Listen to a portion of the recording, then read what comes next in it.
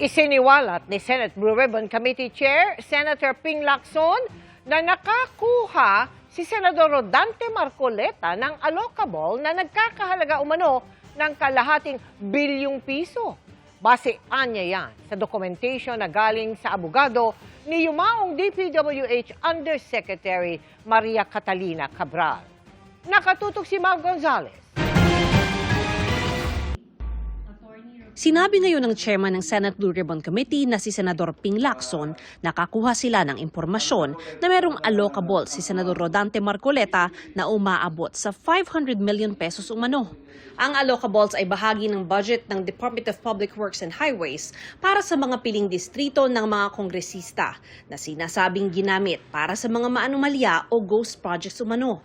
Ang basihan daw ni Lacson ay dokumento galing sa abogado ni yumaong DPWH Undersecretary Maria Catalina Cabral na dati nang humarap sa komite kaugnay ng maanumalya o manong flood control projects. Meron pa nga doon na sulat kamay ni dating o the late Jose Cabral na nag-allocate talaga siya based doon sa request ng allocables. Nakapag-allocate siya ng 500 million pesos na mga projects kay Senator Marcoleta.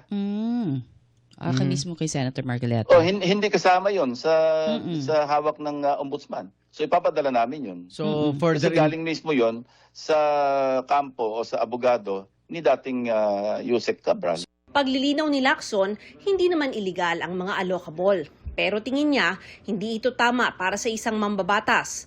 Hindi ba naman aniya kasama sa irerekomendang imbestigahan ng ombudsman si Marcoleta?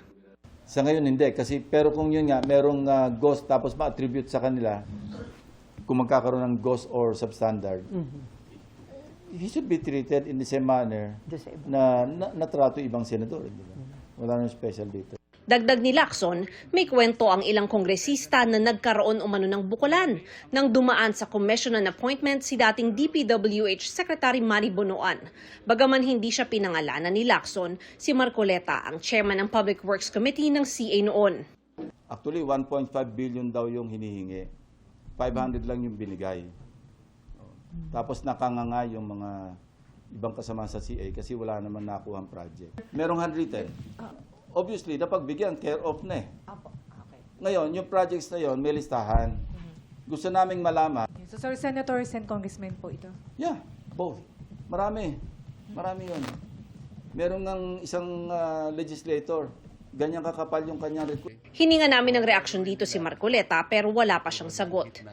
Sa ngayon, kulang pa rin ang pirma sa partial committee report ng Blue Ribbon ukol sa flood control anomalies, kaya hindi ito mailabas sa plenaryo. Talaga may nakiusap at least one from the minority, nakiusap sa at least sa isa sa majority na kung pwedeng wag magpirma. I will not blame them, but I have a duty to perform. Kasi kung puro pakikisama na lang all the way, wag na lang tayo mag-hearing. Di ba? Maintindihan ko naman where they're coming from. Yung iba, parang hunus-dili na bumate. Yung iba, hindi ako kinakausap. Sa report, kasama ang pangalan ng mga senador na sina Chis Escudero, Joel Villanueva at Jinggoy Estrada na inirekomendang imbestigahan ng Office of the Ombudsman. Hinikayat ni Lacson ang tatlo na pumirma sa partial committee report para matalakay na ito sa plenaryo at magkaroon sila ng pagkakataong magpaliwanag. Kung umabot kami sa interpellation, sa amendment, at makatwiran yung kanilang amendment, natanggalin mo yung pangalan ko dyan, dahil hindi totoo yan, ito yung aking depensa, at nanalo sa botohan, halimbawa, or na-convince ako as chairman, sponsor, sabi ko, accepted. O di tanggal yung pangalan na sa final, yung sa adopted committee report. Hinihinga namin ng panibagong reaksyon ang mga nabanggit, pero dati na nilang itinangging may kinalaman sila sa anomalya.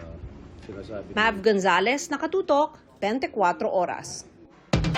Sinagot ni Senator Rodante Marcoleta ang pahayag ni Blue Ribbon Committee Chair Panfilo Lacson na nakakuha umano siya ng kalahating bilyong pisong allocable.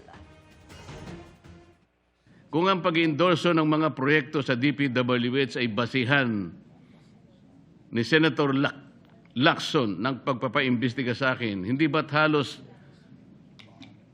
dapat ng mga senador ay imbestigahan na rin? Talaga namang pilit na isinasama ako sa kanyang naratibo. Masyadong halata naman ito, Ginoong Pangulo.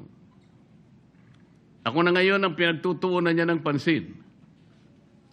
Dahil ba sa ako lamang ang nagsasabi sa kanya na gawin niya dapat ang trabaho niya?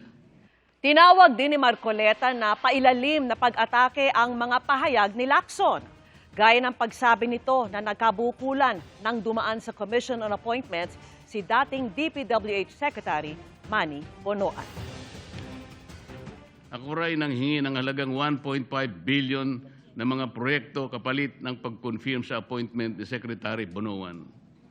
Ngunit 500 million lamang daw umano ang naibigay. Nang siya'y tanungin kung may dokumento ba na susuporta rito, hindi niya sinagot ng direkta at bagos ay sinabi na lamang na kailangang suriin kung mayroong mga substandard at ghost projects sa mga pinagbigyan mula sa aking mga inendorso. Paraan lamang niya ito upang maipilit ang kanyang naratibo laban sa akin, Ginoong Pangulo. Hindi na po ito paghahanap ng katotohanan. Ito ay pagpapalutang ng duda sa pamagitan ng isang palabas. Hindi na rin po bago sa akin itong ganitong pailalim na pag-atake.